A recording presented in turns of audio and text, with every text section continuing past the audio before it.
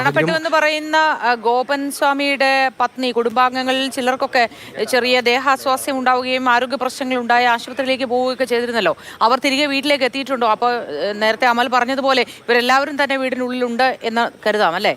ഇന്നലെ രാവിലെയാണ് അവർ Thiruvananthapuram medical college ആശുപത്രിയിൽ ചികിത്സ തേടി എത്തിയത്. അതിനുശേഷം വൈകുന്നേരം നമ്മൾ ഒരു 6 മണി വാർത്തയൊക്കെ നൽകുന്ന സമയത്ത് അവർ ഇവിടേക്ക് മടങ്ങിയെത്തിയത് നമ്മൾ കണ്ടിരുന്നു. ഇപ്പോഴും ആ കുടുംബത്തിലുള്ള ആളുകളെല്ലാം അവിടെ ഉണ്ട് എന്നുള്ളതാണ് മനസ്സിലാക്കാനാവുന്നത്. രാവിലെ രാജസേനൻ ഇളയ മകൻ പുറത്തേക്ക് ഇറങ്ങി വന്ന് ഈ പീഠത്തിൻ്റെ അവിടെ എത്തി പൂജ നടത്തി നിലവിളക്ക് കൊളുത്തി മടങ്ങിയത് കണ്ടിരുന്നു. അതിനുശേഷം പിന്നീട് ആരും ആ വീട്ടിൽ നിന്നും പുറത്തേക്ക് ഇറങ്ങിയിട്ടില്ല. വീട്ടിൽ ആളുകളുണ്ട് എന്നുള്ളത് വ്യക്തമാണ്. അവിടെ നിന്ന് സംസാരവും മറ്റുമൊക്കെ നമുക്ക് കേൾക്കാമായിരുന്നു. അവരാരും കതക് തുറന്ന് പുറത്തേക്ക് ഇറങ്ങി കഴിഞ്ഞ ദിവസം നടത്തിയതുപോലെ ഒരു പ്രതികരണത്തിനോ പ്രതിഷേധത്തിനോ ഒന്നും തയ്യാറാകുന്നില്ല എന്നുള്ളതാണ് നിലവിൽ മനസ്സിലാക്കാൻ കഴിയുന്നത്. ഇപ്പോൾ ഈ അറ തുറക്കുന്നതിനുള്ള നടപടിയിലേക്ക് ഇനിയിപ്പോൾ അധികം വൈകാതെ പോലീസ് കടക്കും. അങ്ങനെ ഒരു പ്രതിഷേധം ഉണ്ടാകുകയായിരുന്നുവെങ്കിൽ ഇതിനോടകം തന്നെ ഉണ്ടായേനെ എന്നുള്ളതാണ് പോലീസ് കണക്കാക്കുന്നത്.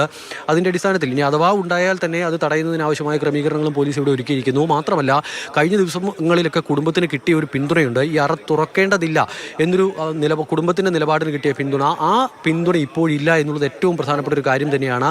കുടുംബത്തിലുള്ളവർക്ക് മാത്രമാണ് ഇപ്പോൾ കുടുംബത്തിലുള്ളൊരു പ്രതികരണം മാത്രമാണ് കഴിഞ്ഞ ദിവസത്തിന് സമാനമായി തന്നെ അവരത് ആവർത്തിക്കുന്നത്.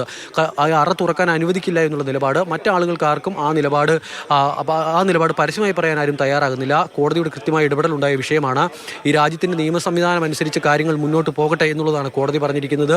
അതിനാൽ തന്നെ ഒരു വിധത്തിലുള്ള പ്രതിഷേധത്തിനും പുറത്തു നിന്നുള്ള പ്രതിഷേധത്തിനും ഉള്ള സാധ്യത പോലീസ് കാണുന്നില്ല. കുടുംബത്തിന് പ്രതിഷേധമുണ്ടായാൽ അതിനെ കൈകാര്യം ചെയ്യുന്നതിനുള്ള ക്രമീകരണങ്ങളും ഒരുക്കി പോലീസ് എന്തായാലും മുന്നോട്ട് പോവുകയാണ്. അല്പസമയത്തിനകം തന്നെ അറ തുറക്കും. അറ തുറന്നാൽ അതിൽ ആളുണ്ടോ എന്നുള്ള കാര്യത്തിൽ വ്യക്തതയുണ്ടാകും. അതിനുശേഷം എങ്ങനെ ഈ മരണം സംഭവിച്ചു എന്ന കാര്യത്തിൽ വ്യക്തതയുണ്ടാകാൻ പോസ്റ്റ്മോർട്ടം നടപടികളുണ്ടാകും.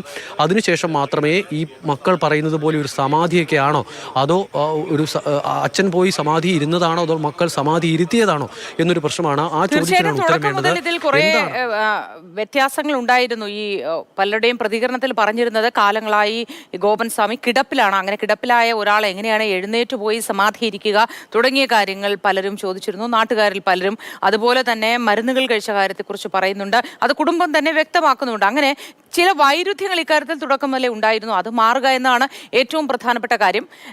ഇതിനുള്ളിൽ ഗോപൻ സ്വാമിയുടെ ദേഹം ഇതിനുള്ളിൽ ഉണ്ടോ എന്നത് ഏറ്റവും ആദ്യം കണ്ടെത്തുക. അതിനുശേഷം എങ്ങനെയാണ് മരണം സംഭവിച്ചതെന്ന് കണ്ടുപിടിക്കുക.